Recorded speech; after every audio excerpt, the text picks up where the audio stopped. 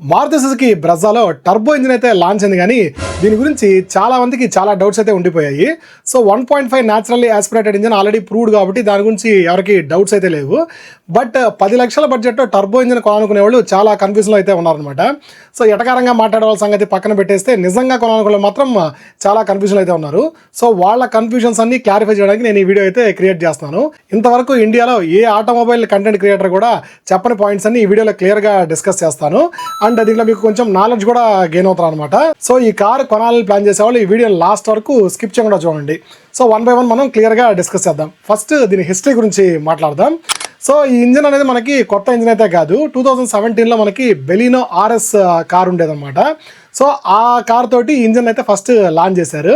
And ఈ engine కూడా మనకి కొత్త ఇంజిన్ అయితే ఏం కాదు. ఆల్రెడీ మనకి వ్యాగనార్, సెలేరియో వీటిలో ప్రొవైడ్ చేస్తారు కదా 1 litre natural aspirated engine. So 3 cylinder engine అనమాట.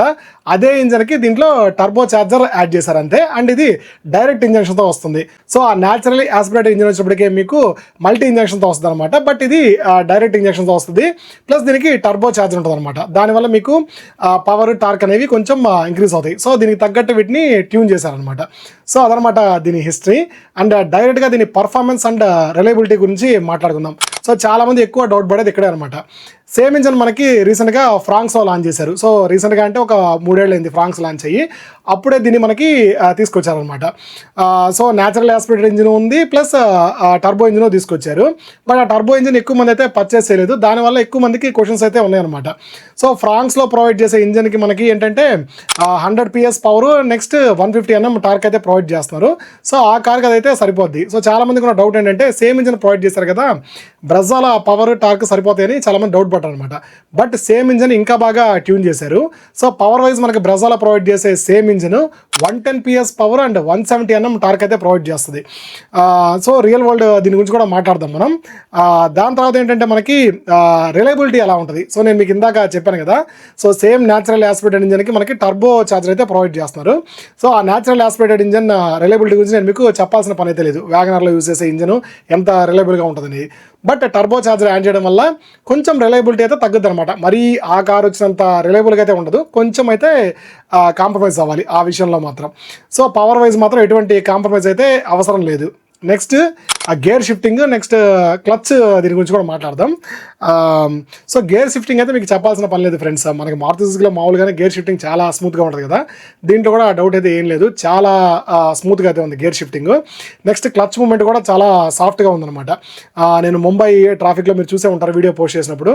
దాదాపుగా ఒక 1-2 గంటల సేపు అయితే డ్రైవ్ చేశాను. నాకు ఎక్కడ లెగ్ పెయిన్ కానీ అలాంటివి రాలేదు. చాలా స్మూత్గా అయితే ఉంది క్లచ్. అండ్ దానికి తగ్గట్టే గేర్ మూమెంట్ కూడా ఉందన్నమాట. నెక్స్ట్ ఆ గేర్ మూమెంట్ చేసేటప్పుడు మనకి పవర్ షిఫ్టింగ్ అనేది ఎలా అనిపిస్తుంది. ఫస్ట్ 2 గేర్స్లో పవర్ అయితే చాలా బాగుంది.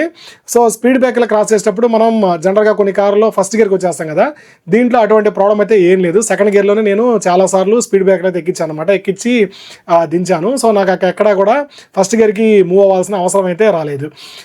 నెక్స్ట్ 4th and 5th గేర్లో నేను దాదాపుగా 40 km వరకు డ్రైవ్ చేశాను సిటీలో, ఆ స్పీడ్ వరకు.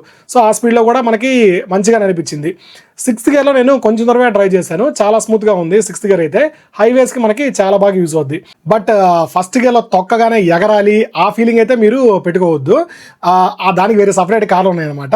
ఇది డీసెంట్గా అయితే పర్ఫామ్ చేస్తుంది. ఫస్ట్ 2 గేర్లో మనకి సిటీ యూసేజ్కి కానీ, దాని తర్వాత హైవే యూసేజ్కి కానీ, నార్మల్ యూసేజ్కి బాగానే ఉంటుంది. మీకు ఎక్కడ కూడా పవర్ డ్రాప్ అయితే లేదు. సో 1300 RPM వరకు కొంచెం టర్బో ల్యాగ్ ఉంది కదా, అదైతే ఉంది. 1300 RPM దాటిన తర్వాత మీకు ఆ టర్బో ల్యాగ్ కానీ ఇలాంటివి ఏం లేవు. చాలా స్మూత్గా అయితే పర్ఫామ్ చేస్తుంది అనమాట. దాని తర్వాత మనం మెయిన్గా మాట్లాడాల్సింది స్టీరింగ్ రెస్పాన్స్ ఎలా ఉంది. సో జనరల్గా మనకి మారుతి సుజుకి కార్లో స్టీరింగ్ రెస్పాన్స్ మరీ సూపర్గా ఉండదు, మరీ తీసేసినట్టు ఉండదు, మీడియంగా ఉంటుంది. బట్ దీంట్లో మాత్రం ఆ మీడియం కంటే కొంచెం బెటర్గా ఉంది. సో ఎందుకంటే నేను కూడా ఆల్రెడీ బ్రెజ్జా యూస్ చేస్తున్నాను కాబట్టి నాకు ఇది క్లియర్గా తెలుసు. ఈ టర్బో ఇంజిన్లో మాత్రం స్టీరింగ్ రెస్పాన్స్ కొంచెం బెటర్ చేశారని చెప్పాలి. సిటీ యూజ్లో నాకు వాడేటప్పుడు యూటర్న్ చేసేటప్పుడు ఆటో రిటర్న్ అవ్వడం కానీ, దాని తర్వాత టర్నింగ్ తీసుకునేటప్పుడు కొంచెం ఫీల్ ఫ్రీగా ఉందన్నమాట. సో స్టీరింగ్ అయితే నాకు చాలా బాగా అనిపించింది ఫ్రెండ్స్. దాంట్లో అయితే మాత్రం డౌట్ లేదు. లేదు. మంచి రెస్పాన్స్ అయితే ఉందన్నమాట. దానివల్ల మీకు హ్యాండ్లింగ్ కూడా కొంచెం బెటర్గా అయితే ఇంప్రూవ్ అయింది.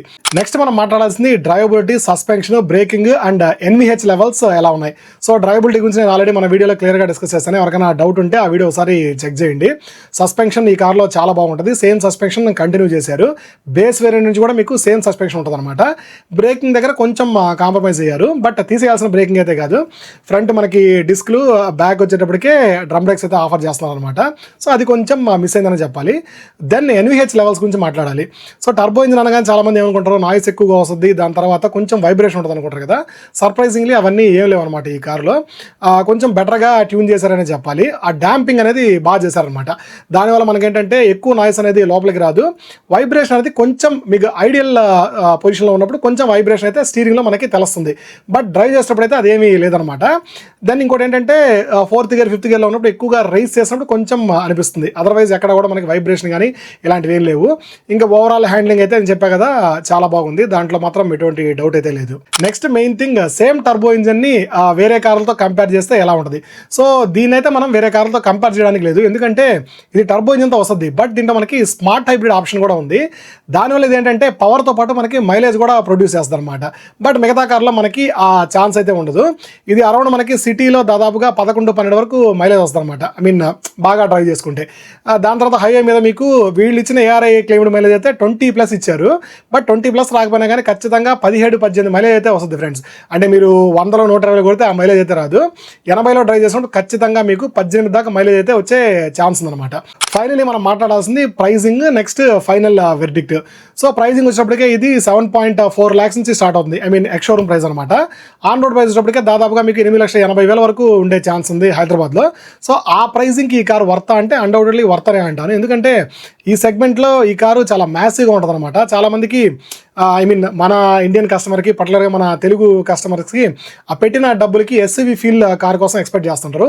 వాళ్ళైతే ఖచ్చితంగా బేస్ వేరియంట్ని కన్సిడర్ చేయొచ్చు, అండ్ సెకండ్ బేస్ వేరియంట్ కూడా కన్సిడర్ చేయొచ్చు. అది కూడా మనకి 10 లక్షలు 10.5 lakhsలో వచ్చేస్తుంది అనమాట. సో ఆ బడ్జెట్లో వెతికే వాళ్ళకి ఖచ్చితంగా ఇది మంచి ఆప్షనే చెప్పాలి ఫ్రెండ్స్. మీకు ఏమైనా అడిషనల్గా ఫీజులు కావాలంటే ఎక్స్ట్రాగా పే చేసి యాడ్ చేయించుకోవచ్చు.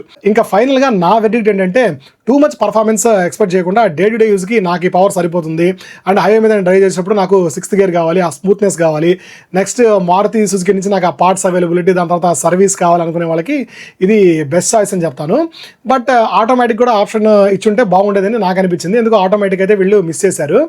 ఆ పవర్కి నెక్స్ట్ ఆ టార్క్కి ఖచ్చితంగా మనకి వీళ్ళు ప్రొవైడ్ చేసే టార్క్ కనెక్టర్ గేర్ బాక్స్ ఉంటుంది కదా, అదైతే పర్ఫెక్ట్గా మ్యాచ్ అయ్యి ఉండేది, బట్ అదైతే మిస్ చేశారు.